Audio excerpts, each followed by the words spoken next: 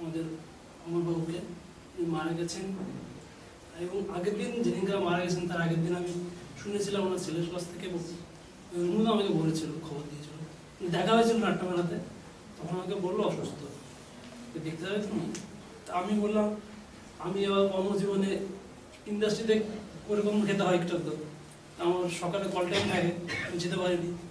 সন্ধ্যাবেলা আবার যাওয়া হয়নি, শুভেন্দুকে বলেছিলাম, শুভেন্দুর সময় হয়নি, আমার হয়নি, যাই হোক সেদিন যেতে পারিনি। কিন্তু শুনে আমার খুবই খারাপ লেগেছে এবং দুঃখও লেগেছে অনেকটাই, কারণ আমার মনে হচ্ছে আমরা যখন ওয়ার্কশপ করেছিলাম আমার থেকে আমি 2 ক্লাস পেয়েছিলাম, লাইটের ওয়ার্কশপ করেছিলাম আমাদের অবনমঞ্চে, তো উনি এমনভাবে লাইটটাকে বুঝিয়েছিলেন যেটা আমার এখনও মনে আছে। আমার মনে হয় যে আমি যতদিন বাঁচবো ততদিন ওনার ওই লাইট সম্পর্কে, যদি আমি কোথাও কাজ করি, যেমন থিয়েটার নিয়ে কাজ করি, ওনার ওইটাকে মাথায় বারবার আসে, উনি যেভাবে লাইট বোঝাতেন, যেভাবে বলতেন আর কি।